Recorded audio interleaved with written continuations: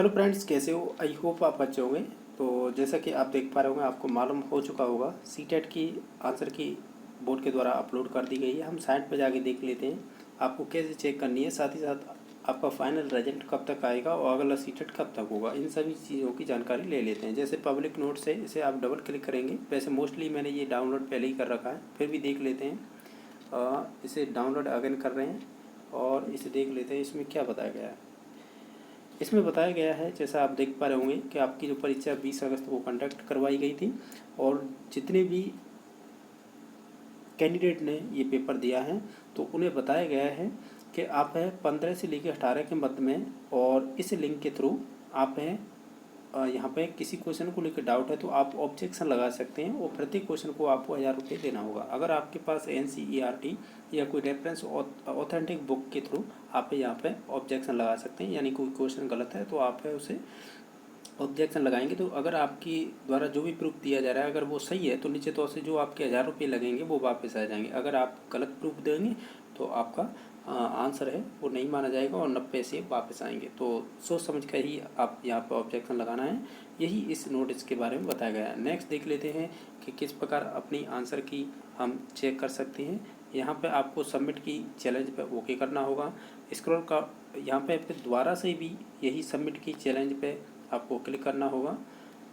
इसके बाद आपको यहाँ पे अपना रोल नंबर डालना होगा। जैसे मैं आपको चेक करके बता देता हूँ, 22000022 और यहाँ पे डेट ऑफ बर्थ भी डाल देते हैं 07/08/1993। अब देख लेते हैं इसे ओके करके खुलता है क्या। देखो, जैसा कि ये आपको यहाँ पे आ गया है। इन्होंने पेपर फर्स्ट और सेकंड दोनों दिया था। आपको आंसर की कैसे चेक करनी है, जैसे कि मैं इस स्क्रीन पर दिखा पा रहा हूँ, ये आपका मेन पेपर है ना, वो C सीरीज का था। तो जैसे कि आप यहाँ पे डाउनलोड करेंगे आंसर की, अब मैं बता ही देता हूँ किस प्रकार करना है। जैसे कि ओके करेंगे तो इस प्रकार ये डाउनलोड हो जाएगी और ये आपके PDF के थ्रू खुल जाएगी। आपको चेक कैसे करना है, जैसे कि ये है A सीरीज़ का पेपर है, यानी A सेट है, तो हमें चेक करना है तो हम C सीरीज़ पे जाएंगे। स्क्रॉल डाउन करते हुए नीचे की तरफ आएंगे तो ये C सीरीज़ का है। आपको चेक कैसे करना है, 1 से स्टार्ट करना है और जो आपके 90 क्वेश्चन होंगे वो डायरेक्टली आप लगातार चेक कर सकते हैं 90 तक, क्योंकि आपके क्वेश्चन CDP फिर उसके बाद मैथ और EVS होता है। बाकी आपके 91 से लेके और आपका 1 कह सकते हैं 50 तक, यानी 150 तक क्वेश्चन किस प्रकार होते हैं। आपने जो फर्स्ट लैंग्वेज ले रखी होगी, जो भी ले रखी है, जैसे मान लीजिए हिंदी ले रखी है तो हिंदी के 91 से स्टार्ट होंगे 120 तक।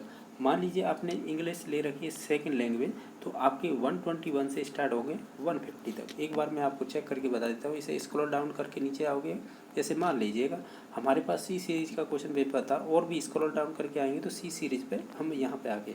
अब क्या करना होगा, जैसे मान लीजिए मैं यहाँ एग्जाम्पल ही दे रहा हूँ, जिन्होंने फर्स्ट लैंग्वेज इंग्लिश ले रखी है तो वो 91 से स्टार्ट करेंगे और कहाँ तक चेक करेंगे 120 तक, क्योंकि 30 क्वेश्चन यहाँ तक ही हो जाते हैं। इसके बाद मान लीजिए मैं इसी में एग्जाम्पल बता रहा हूँ कि मान लीजिए आपने सेकंड लैंग्वेज इंग्लिश ले रखी है तो आप हैं C सीरीज का ही है, तो आप हैं फिर 121 से स्टार्ट करेंगे, ठीक है, 150 तक आपको चेक करने होंगे। इस प्रकार चेक किया जाता है। इसमें सभी भाषाएं दे रखी हैं, जैसे इंग्लिश है, इंग्लिश के बाद इसमें और भी दे रखी होंगी, जैसे चेक कर लेते हैं। जैसे हिंदी आ गई तो ये हिंदी है, इसमें आपको 91 से स्टार्ट करना होगा अगर आपने फर्स्ट लैंग्वेज हिंदी ले रखी है। ये A सीरीज़ का है, यानी A सेट पेपर का, तो मैंने तो C का बताया था, तो C का आप नीचे स्क्रॉल डाउन करके आएंगे तो ये C सीरीज भी आ जाएगी इसमें। जैसे ये आ गई, यहाँ से आप 91 से 120 और 121 से 150 तक जो सेकंड लैंग्वेज जिन्होंने हिंदी ले रखी है वो चेक कर सकते हैं। इस प्रकार ये आंसर की चेक की जाती हैं। अगर इन क्वेश्चनों को लेकर किसी को डाउट है तब ऑब्जेक्शन लगाना है, तो ऑब्जेक्शन सबमिट की चैलेंज पे आपको ओके करना है। इसमें क्या करना है कि जैसे आप स्क्रॉल डाउन करके नीचे आएंगे, अगर आपको कोई क्वेश्चन है, जैसे मान लीजिएगा आपको 4 नंबर क्वेश्चन है, वो डाउट लग रहा है कि इसमें मैं क्या है कोई क्वेश्चन को लेकर डाउट है, तो आप अपनी तरफ से कौन सा ऑप्शन मान रहे हैं। जैसे मान लीजिए बोर्ड ने 2 नंबर ऑप्शन माना है, आप मान रहे हैं कि 3 आंसर मेरे अकॉर्डिंग सही है और मेरा प्रूफ भी ये है, तो आप प्रूफ यहाँ से लगा सकते हैं, ठीक है। सेलेक्ट फॉर चैलेंज पर, ठीक है। फिर आपको फाइनल सबमिशन कर देना। इसके बाद यहाँ पर होने के बाद आपको पेमेंट भी करना होगा, ठीक है। तो आप पेमेंट भी कर सकते हैं, जो 1000 रुपये करना होगा प्रत्येक क्वेश्चन पर। इसी प्रकार लेवल 2 यानी जो पेपर सेकंड हुआ था तो उसी में इस प्रकार जो हमने लेवल फर्स्ट की बात की थी उसी प्रकार। लेकिन आपको अपनी OMR शीट कैसे चेक करनी है, जैसे पेपर फर्स्ट की और सेकंड इस प्रकार, तो जो आप है इस पर डबल क्लिक करेंगे तो नीचे थोड़ा सा ये खुल जाएगी।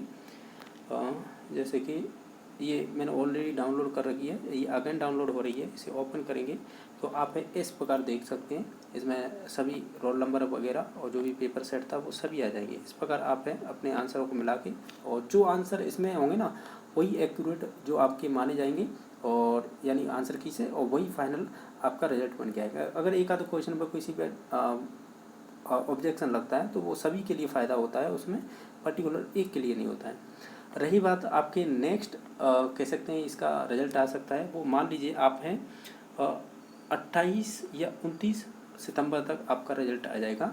और जो नेक्स्ट अगर सीटेट के एग्ज़ाम की बात करें कब तक हो सकता है, ये समथिंग मान लीजिएगा आपका नवंबर के लास्ट तक आपको नोटिफिकेशन मिल जाएगा, ठीक है।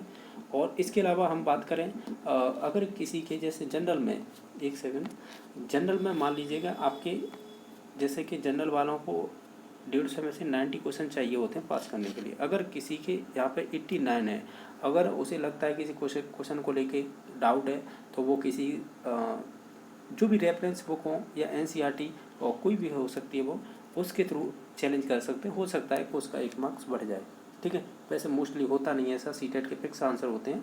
और बाकी अगर कि इस वीडियो जो भी बनाया है इससे कोई संबंधित अगर कोई बात छूट रही है तो नीचे तौर से आप कमेंट के थ्रू पूछ सकते हैं। बाकी वीडियो देखने के लिए धन्यवाद।